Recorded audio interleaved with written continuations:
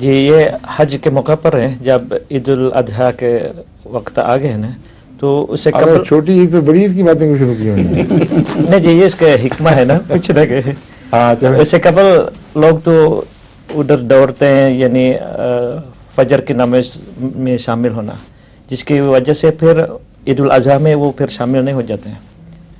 یہ کیا عید الاضحیٰ جو ہے نا عام طور پر تو عید لوگ الاضحیٰ اضحیٰ ہے نا نماز پڑھتے ہیں، لیکن حج کرنے والے تو عرفات یعنی جمع فجر کی نماز کی جمع ہونے کی وجہ سے پھر وہ عید فجر الاضحیٰ کی نماز جمع ہو ہی نہیں سکتی.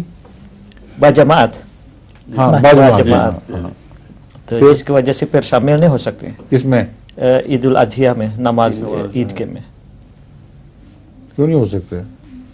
کیونکہ وہ عرفات میں جو مصروف ہے نا ادھر جانے کا جس سے مس ہو جاتے ہیں.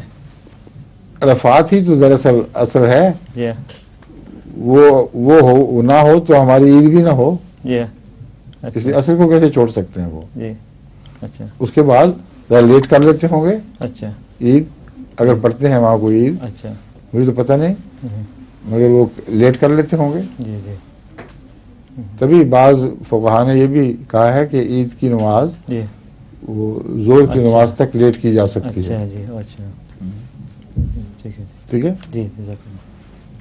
اگر آپ ضحیٰ سے مراد ضحیٰ کا وقت لیں پھر تو عید نہیں لیٹ ہوگی، لیکن ضحیٰ نہیں ہے، اضحیٰ ہے، قربانیوں کی عید. جی قربانی.